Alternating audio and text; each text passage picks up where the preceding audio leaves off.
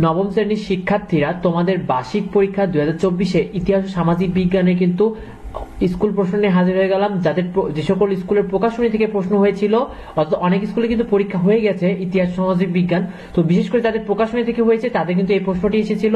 তো তোমাদের তাই ভিডিওটি সম্পূর্ণ দেখো, এর সাথে আমি তোমাদের অ্যান্সারও করে দেব।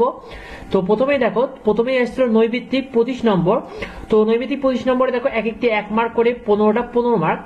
1 নম্বর দেখো, জেলা পরিষদের সংরক্ষিত মহিলা সদস্য, অর্থাৎ জেলা পরিষদের সংরক্ষিত মহিলা সদস্য থাকেন কতজন? তাহলে এটার উত্তর হবে দেখো 5 জন। তাহলে উত্তর হবে খ, 5 জন হবে। প্রথম বিশ্বযুদ্ধে অক্ষশক্তির পক্ষে ছিল, দেখো প্রথম বিশ্বযুদ্ধে অক্ষশক্তির পক্ষে ছিল কারা? এটা ছিল কিন্তু দেখো সাধারণত জার্মানি ছিল এবং তুরস্ক ছিল, জার্মানি ও তুরস্ক। তাহলে উত্তর হবে খ, দুইয়ের হবে খ।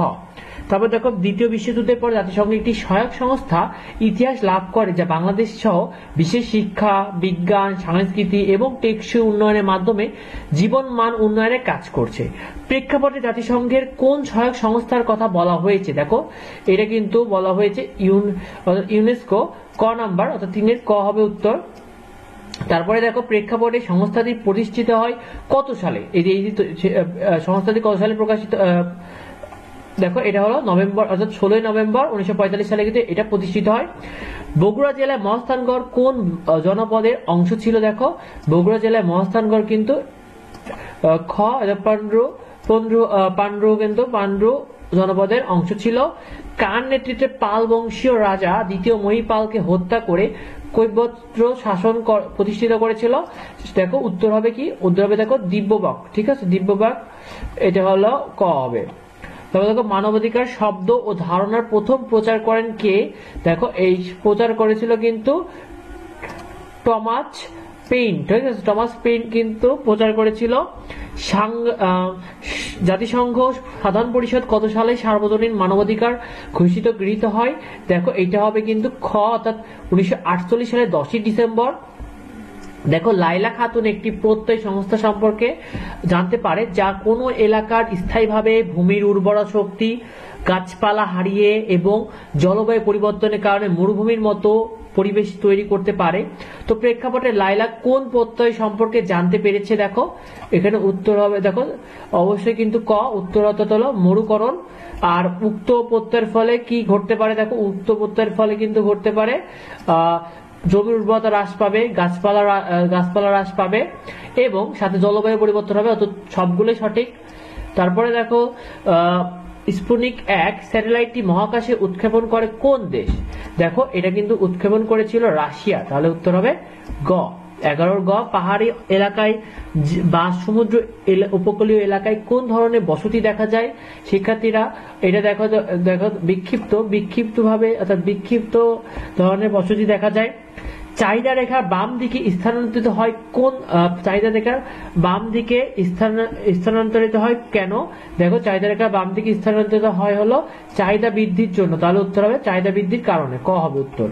ক্রেতা বিক্রেতার ঘাত প্রতিঘাতে যে দাম বৃদ্ধি হয় তাকে কি বলে? দেখো সেটাকে বলা হয় ভারসাম্য দাম। ঠিক আছে, অর্থাৎ ঘ হবে। চাহিদার সূচির ডান দিকে কি থাকে? দেখো চাহিদা সূচির ডান দিকে কিন্তু থাকে একক প্রতি চাহিদা, অর্থাৎ ঘ, একক প্রতি চাহিদা হবে। তারপরে দেখো তোমাদের এক কথায় প্রকাশ হয়েছে, এক একটাই 1 মার্ক করে, অর্থাৎ 10টা 10 মার্ক। যেমন দেখো, the war is won but not peace, উক্তিটি কার ছিল? দেখো উক্তিটি ছিল হলো বিজ্ঞানী আইনস্টাইনের। তারপরে জেলা পরিষদের কার্যকাল কত বছর হয়ে থাকে? এটা কিন্তু 5 বছর হয়ে থাকে। তারপরে দেখো 12 ভূঁইয়ার নেতা ছিল কারা? 12 ভূঁইয়ার নেতা ছিল ঈসা খান ও মুসা খান।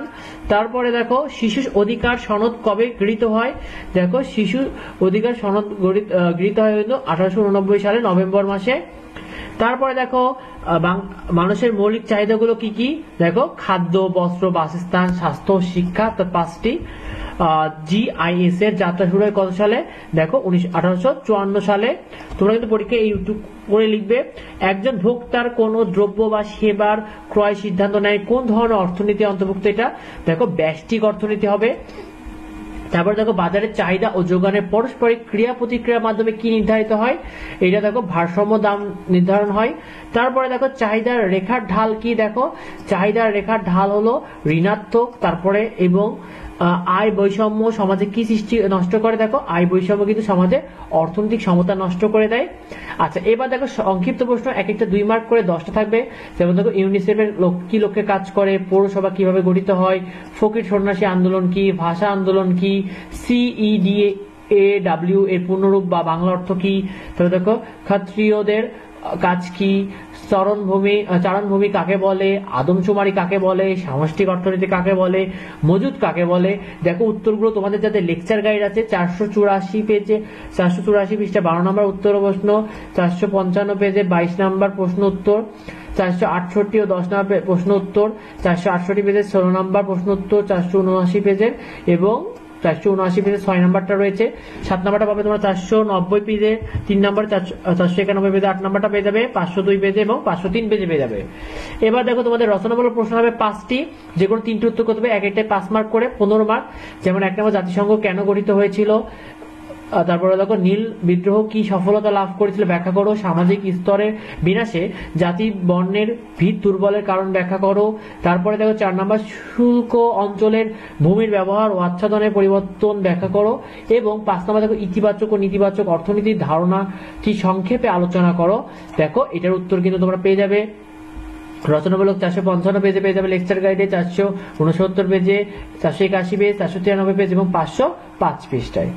এবার দেখো তোমাদের দৃশ্যপট নির্ভর যে প্রশ্ন থাকবে, এটা থাকবে 60টি, উত্তর করতে হবে 5টি, 8 মার্ক করে এক একটি। এখানে দেখো একটি কাঠামো দেওয়া রয়েছে, প্রেক্ষাপটে বৈশিষ্ট্য কোন ধরনের রাজনৈতিক কাঠামো নির্দেশ করে এবং প্রেক্ষাপটটি রাজনৈতিক কাঠামো থেকে যে ধরনের সেবা পাওয়া যায় তা আলোচনা করো। তারপর তোমাদের একটা উদ্দীপক দেওয়া রয়েছে, তো বলেছে দৃশ্যপটে মাইশার লেখা জনপদ, এখানে একটা জনপদের কথা বলা রয়েছে এবং দৃশ্যপটে উবাইদুলের এলাকায় প্রাচীন কোন ধরনের জনপদ গড়ে উঠেছে এটা আলোচনা করো। তারপর একটা ছবি দেওয়া রয়েছে, উদ্দীপকে ব্যক্তিটির পরিচয় দাও এবং উক্ত ব্যক্তিটির বিদ্রোহ সম্পর্কে আলোচনা করো। তারপরে দেখো 4 নম্বরে তোমাদের বলেছে প্রেক্ষাপটে কায়ম, অর্থাৎ কায়ম একটা বৈশ্বিক সামাজিক ইস্যু দ্বারা প্রভাবিত হয়েছে ব্যাখ্যা করো, আর বৈশ্বিক ইস্যুটি সামাজিক কাঠামোকে কিভাবে প্রভাবিত করে আলোচনা করো। 5 নম্বরে দেখো একটি ঐতিহাসিক বিষয় সম্পর্কে বলা, দেখো ঐতিহাসিক কোন বিদ্রোহের কথা বলেছিল এবং বিদ্রোহটি সামাজিক কাঠামো কিভাবে প্রভাবিত করে এটা ব্যাখ্যা করতে বলেছে।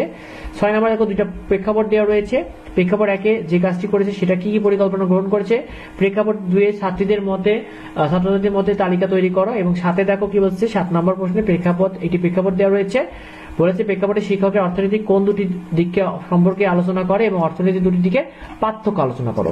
দেখো উত্তরগুলো পেয়ে যাবে রচনামূলক 498 471 পেজ, 474 পেজ, 483, 485, 498 এবং 509। তো ভিডিওটি পর্যন্তই। এরকম পরবর্তী যে কোনো ধরনের আপডেট, সাজেশন এবং সেই সাথে স্কুল প্রশ্ন পেতে আমাদের চ্যানেলটিকে অবশ্যই সাবস্ক্রাইব করে রাখো।